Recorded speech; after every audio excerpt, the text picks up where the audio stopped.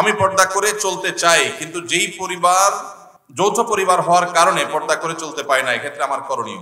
মহিলাদের পর্দা করার ক্ষেত্রে মুখ ঢাকা কতটুকু জরুরি? আমি দায়ী রাখি এটা আমার স্ত্রী পছন্দ করে না, এক্ষেত্রে আমার করণীয় কি? আমার স্বামী প্রবাসে থাকে, কেনাকাটার সবকিছু আমার করতে হয়, এক্ষেত্রে কি আমি গুনাহগার হব? কোন বোন তার স্বামী যদি প্রবাসে থাকেন, দেশে তার বাজারঘাট করে দেওয়ার মতো কোনো মানুষ যদি না থাকে, তিনি যদি বাজারঘাট করার জন্য কেনাকাটা করার জন্য যাওয়া লাগে, শরঈ পর্দা মেইনটেইন করে তিনি যেতে পারবেন, কিনতে পারবেন। তবে যদি অন্য কোনো পুরুষ লোক থাকেন আশেপাশের যাদের দিয়ে কেনাকাটা কাজটা সারা যায়, তাহলে সেটাই করা উচিত, ওইটাই অধিকতর উত্তম। এবং আজকাল অনলাইনে অনেক জিনিসপত্র কেনাকাটা করা যায়, বিশেষ করে শহরে চাইলেই অনলাইনে কল করলে বাসায় বাসায় মাল চলে আসে।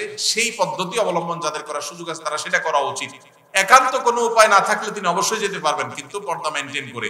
অনেক সময় আমাদের বোনেরা এই সুতা দিয়া, এই উজুহাত দিয়া লাগবে লবণ 1 কেজি, বাজারের এ মাথা থেকে ওই মাথা পর্যন্ত 7 চক্কর তওয়াব দিয়ে ফেলে, আছে না নাই? এই জন্য ইন্নামাল আমালু বিন্নিয়াত।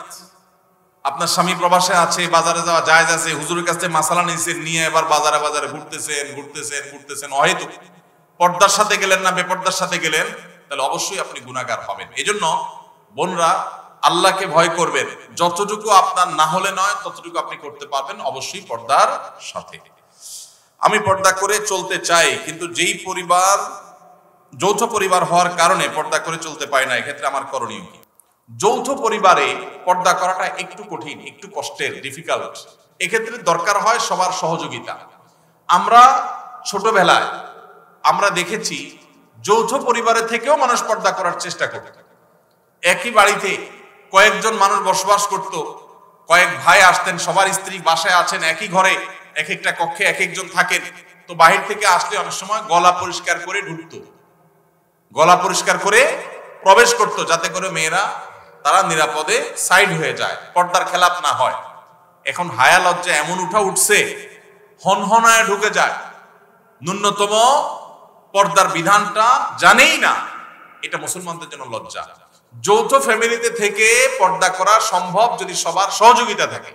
ঠিক আছে, পুরুষরা যখন আসবে মহিলারা সাইড হয়ে যাবে, পুরুষরা যখন বের হবে মহিলারা তখন সাইড দিবেন, মহিলারা যখন থাকবেন পুরুষরা ঢোকার আগে তাদের পারমিশন নেবেন, প্রাইভেসি মেনটেন করবেন। দেখুন, ইসলামের পর্দার বিধানটা হলো মানুষের প্রাইভেসি রক্ষা করার জন্য। মানুষের প্রাইভেসি মেনটেন করা, রক্ষা করা, এটা ইসলামের অনেক বড় একটা সৌন্দর্য, যে ইসলাম মানুষের প্রাইভেসি রক্ষা করেছে। একজন নারী, আপনি তার সৌন্দর্য তার অনুমতি ছাড়া বা তার সৌন্দর্য আল্লাহর অনুমতি ছাড়া আপনি দেখে অবলোকন করবেন, আপনার জন্য হারাম করা হয়েছে, তার প্রাইভেসি আপনি নষ্ট করছেন। আবার একই ভাবে আপনি তাকে নিয়ে মনোজগতে যে বাজে কল্পনার মধ্যে হারিয়ে যাওয়ার আশঙ্কা আপনার মধ্যে আছে এই পর্দাহীনতার কারণে।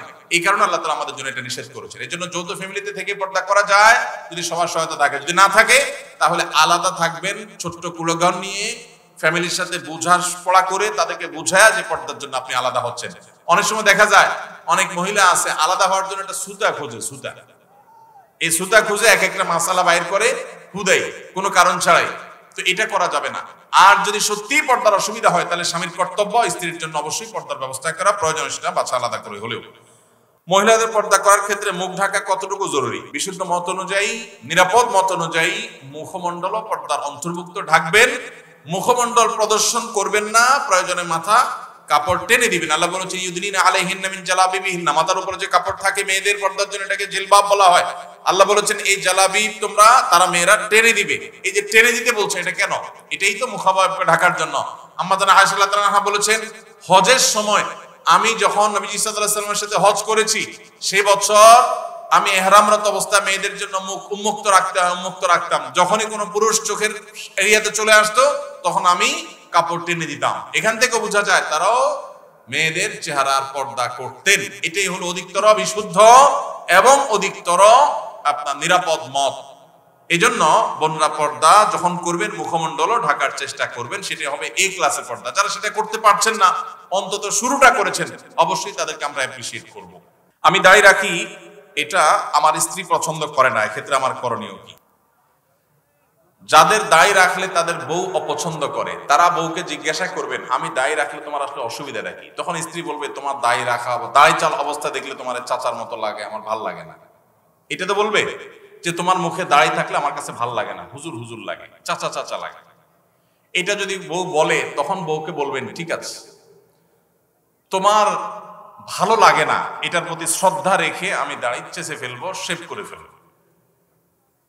তবে সেই সাথে আমারও একটা কথা আছে, তোমার মাথার এই যে এত লম্বা লম্বা চুল আমার একদম ভালো লাগে না, আমার মন চায় তুমি এগুলো সব চেঁচে একদম ফুল গোলালোর মতো হয়ে যাও, আমার এটা খুব ভালো লাগে।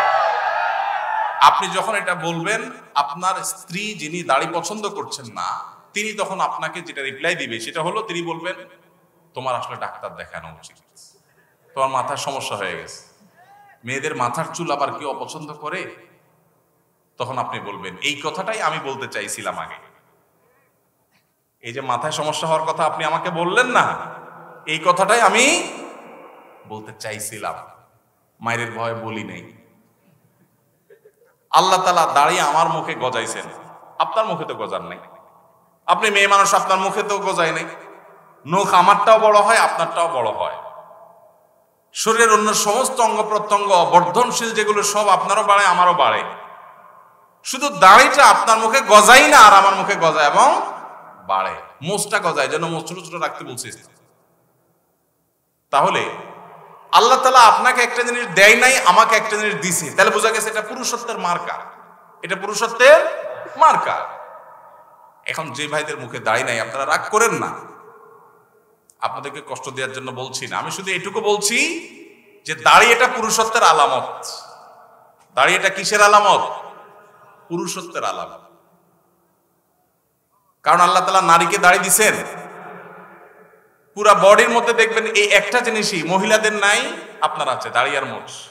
দাড়ি আর গোঁফ ছাড়া সবকিছুই তাদেরও আছে, আমাদেরও আছে, কিন্তু এই জিনিসটা আল্লাহ তাআলা আমাদেরকে দিয়েছে, তাহলে এটা আমাদের একটা মার্কা। এখন এই মার্কা যদি কেউ পরিবর্তন করে ফেলতে বলে, এটা তো মানা যায় না। এটা কি মানা যায়? কোন মহিলার কাছে যদি পুরুষের দাড়ি ভালো না লাগে, তাহলে এইটা কি আসলে মহিলা নাকি হিজড়া? এইটা নিয়ে প্রশ্ন তোলার সুযোগ আছে, এটা নিয়ে প্রশ্ন তোলার সুযোগ আছে। কারণ মহিলা হলে তো বিপরীত লিঙ্গের প্রতি টান থাকার কথা, মহিলা হলে তো পুরুষের মুখে দাড়ি দেখে তার ভালো লাগার কথা, কারণ আল্লাহ তাআলা ওইভাবেই দিয়েছেন পুরুষকে। ভাইরা আমার, যেই মেয়ে আপনার দাড়িকে পছন্দ করবে না, আপনি ওই মেয়ে কি দুঃখে বিয়ে করতে যাবেন? দেশে কি মেয়ের তল পড়ছে নাকি, অভাব পড়ছে নাকি? আল্লাহ তাআলা আমাদের বোনদের রুচিগুলোকে ইসলামের সাথে সঙ্গতিপূর্ণ রুচি করার তৌফিক দান করুন। আল্লাহ তাদেরকে ভালো উন্নত রুচি দান করুন। আমাদের যেসব ভাইদের মুখে দাড়ি নাই, আল্লাহ ভাইদের মুখে দাড়ি দান করে দিন। আর যাদের মুখে দাড়ি আছে, শুধু দাড়ি থাকলেই যে খাঁটি মুসলমান হয়ে গেছে সেটা না, তাদের আখলাক আমল সবকিছুকে আল্লাহ ঠিক করার তৌফিক দান করুন।